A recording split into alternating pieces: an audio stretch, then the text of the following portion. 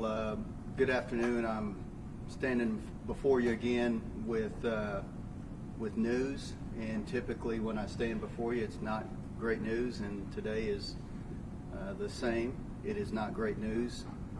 I want to make everyone aware that over the past week, our Special Victims Unit has been diligently investigating a case involving a misconduct of a Tulsa police officer.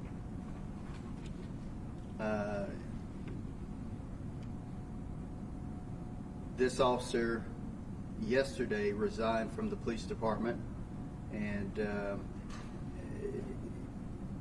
it's something where when we pin this badge on and we wear this badge and take an oath to the office, we have expectations that are far above what any citizen would typically have, and we know what citizens expect of us.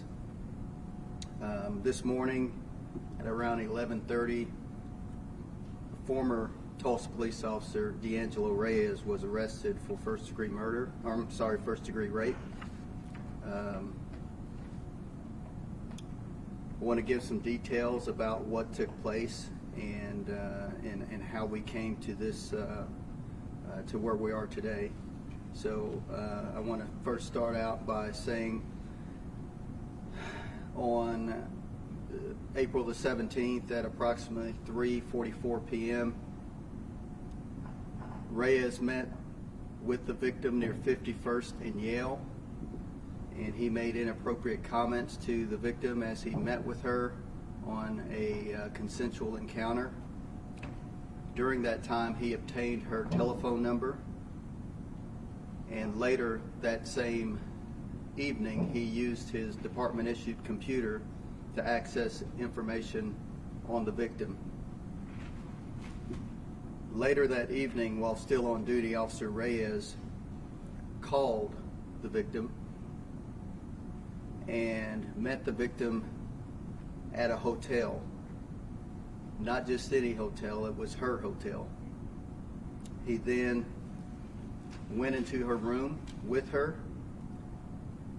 He told her that it wouldn't take much to put a person like her back in prison because he had seen her record by running her, and she was frightened. She was fearful of what would transpire. During the course of that encounter, they engaged in sexual intercourse. On June the 2nd, detectives with our Special Victims Unit met with the victim. There is body camera footage that captures the first 60 seconds of an encounter that Reyes had with the victim.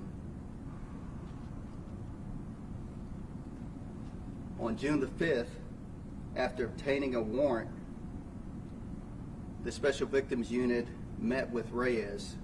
The warrant was for his cell phone. During that encounter with the Special Victims Unit, his cell phone was seized. In his initial statements regarding the incident, he denied any allegations of wrongdoing. He was relieved of duty that day and placed on administrative leave.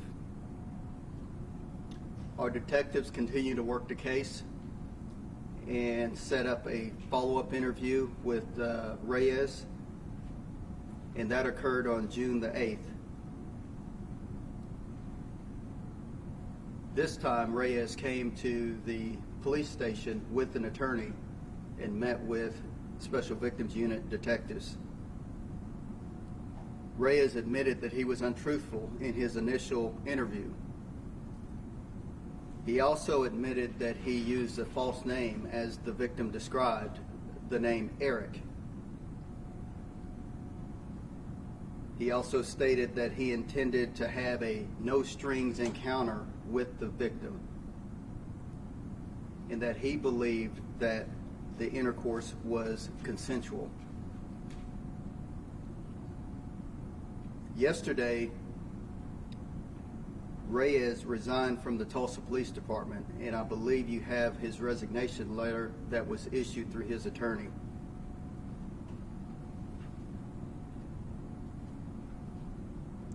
This morning, the Special Victims Unit submitted an affidavit to the Tulsa County District Attorney's Office,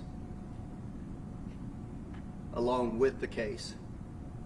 The District Attorney's Office looked over the case, believed probable cause existed, and approved the charge, walking the paperwork through to a judge for a warrant to be issued for first-degree rape. Reyes turned himself in a short time ago. This investigation is still ongoing. Our officers acted quickly, our detectives acted quickly in trying to pin down exactly what transpired. I have stood before you numerous times and announced criminal charges on Tulsa police officers. This might seem like it's repetitive. However, understand that police officers are part of this community. They are part of they are human, and there are going to be mistakes that are made. We have a very robust internal affairs unit that monitors officers, as well as detectives and other individuals across our department. Our policies and procedures are valid, they are legitimate, and they are there for a reason, and they worked in this instance. The detectives took swift action, did not immediately discount the victim, and worked through the case and let the evidence take them to where we are today. Again, I don't condone this behavior, and I'd like to say that this will be the last time that I stand before you and tell you that an officer has been criminally charged, but it's not going to be, because again, officers are humans and they are going to do things and make mistakes. They are not going, some are not going to follow our policies and procedures or act as decent humans as we all expect them to. But again, that's why I stand here as a leader of this department, and I have a bunch of other men and women that stand behind me that want to ensure the integrity of this department remains solid. And this speaks to that. This speaks to that because it's an investigation that we came forward with and we brought to the district attorney's office, and it's a case that we did not discount but worked to the full extent. And I hope the citizens here in Tulsa have seen time and time again that when allegations are made against a police officer, we work that thoroughly and diligently to its conclusion. I'm going to now turn this over to District Attorney Steve Kunzweiler, who wants to make some statements.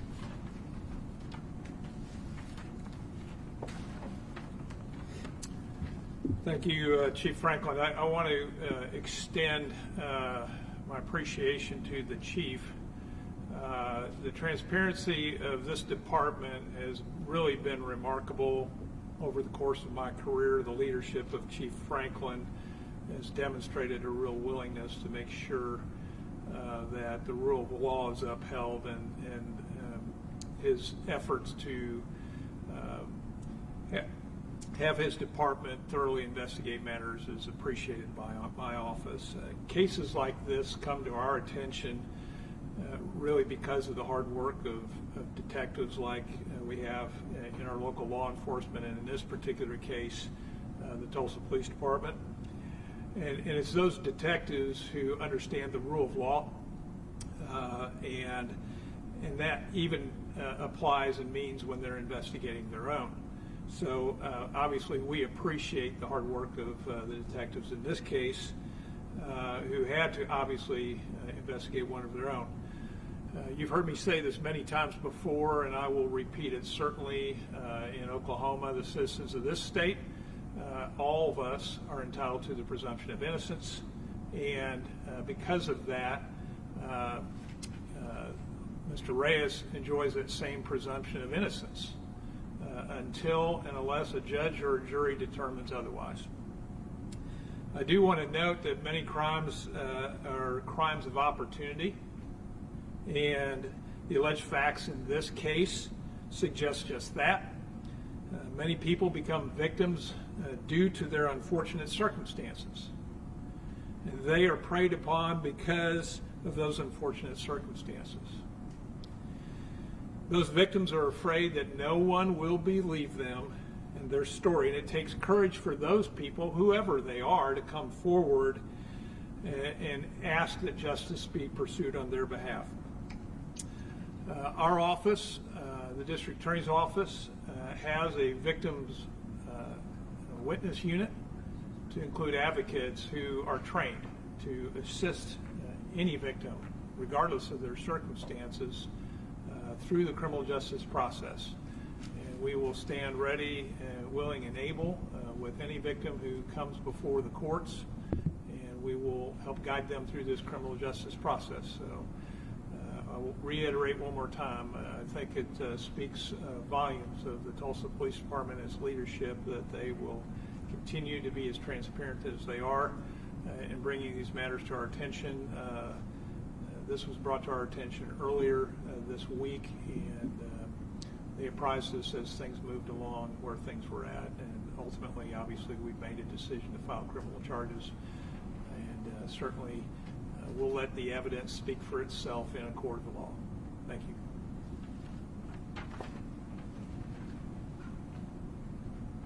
Did you have some questions for the chief? Or the DA director? Can you walk us through the encounter that you had with the woman at the University of Yale then on April 17th? He was on duty at the time, correct? Can you tell us what, I mean, he was on the clock, and what caused him to come into contact with this woman, I guess? Yes, is anyone live? So, We're all live. Okay, so the question was what caused this woman to come into contact with the officer, and was the officer on duty at the time? Yes, the officer was on duty in patrol, working in a marked patrol unit in a police uniform, and he had just left another call, saw the woman walking her dog, and stopped and made an inappropriate comment towards her, and then had an encounter with her, asking her for her phone number and information. I have a question, Chief. So he had been on the force for about 5 years, right? Did he have any former infractions?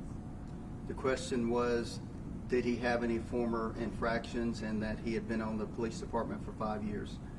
Yes, that's correct. He's been on the department for 5 years, and he has not had any discipline with our department. Can you talk a little bit about what happened between the complaint in April and now? The question was to give a little bit more detail of the time lapse between the April encounter and today. This woman, like many victims, they don't want to, they didn't believe that their story was going to be believable. I believe somewhere in the neighborhood of 25% of victims report a sexual assault, and so that's no different in this case. However, there is a time lapse between the encounter and when it was actually when we became aware, and we became aware this month, just less than a week ago. Did she come forward? How did you become aware of it? We are still actively investigating this, and so I do not want to reveal all of the details on how we came about this particular incident, but the victim did come forward, and the victim is very cooperative with this. And Chief, the body cam video that he was wearing at the time, you said captured a portion of his interaction with her until he turned it off, correct? Yes, the comment was that the body camera did capture a portion of the encounter until the body camera was deactivated. And how is it that he ended up at her hotel? Was it a conversation they had? She invited him, they agreed him over, or he just told her, I'm coming over there? Or how would you characterize how she ended up, how he ended up in the hotel room? The question was how did the Reyes end up at her hotel, and the answer to that is that after obtaining her phone number and her information and running her information through the record system, we believe that she was being preyed upon, and the officer went to that location seeking her out and called her. Do you know if they knew each other before this encounter? The question was whether or not the suspect and the victim knew each other. We do not have any evidence that leads us to believe that the suspect and victim ever ran across one another before. Chief, in your opinion, do you think this was an abuse of power? The question was if I think this is an abuse of power, and the answer to that is just outright yes, I do. Again, the citizens of Tulsa hold us to a high standard and have expectations of the police department. Every single one of our officers have sworn an oath to uphold that law, and to break that down. Yes, that is an abuse. Yes, that is an abuse when you prey upon a victim and run a victim to discern whether or not you are going to go after that victim. Chief, the DA talked about, he commended you all on your transparency, and how important is that in gaining the trust of the public? And you've been very transparent on many things recently. The question dealt with transparency on and what we're doing as a department. You know, we are. We attempt to be open and transparent with everyone. I think the only time where we have to deflect is when we're still investigating a case and there are implications to that or some type of litigation that comes after that. So we work very hard to be transparent as we stand here today. You know, I don't want to be here. You know, this is a black eye for us, and it's a black eye for anyone in a uniform right now. And that's one of the things that I try to impart upon this department, is that no longer is it just the Tulsa Police Department that you are representing. It is the nation of law enforcement. So every law enforcement officer could today be impacted by what transpired today. Chief, do you believe this was an isolated incident? That it's just a one-off, that this hasn't happened, or is there a fear that there may be other incidents? Are you investigating that possibility? The question is whether or not this was an isolated incident, or are there other incidents out there. Again, we continue this investigation. Just because we have an arrest does not mean that this investigation has concluded. We are very confident, obviously, that this officer, our former officer, had contact with numerous people out there in the public. And so I think if there is anyone out there that believes they may have been victimized by this officer, then we are asking them to come forward and contact our Special Victims Unit and Lieutenant Darren Ehrenrich for an interview. Last question. Is there any chance this is going to wind up in federal court? Is this likely to be a McGirt thing? The question is whether this might end up in federal court, and if this is related to McGirt. At the present time, I don't believe that would be the case. All right. Thank you very much, folks. Thank you, gentlemen. If you have any future questions, just send them to my office. We'll take care of you guys.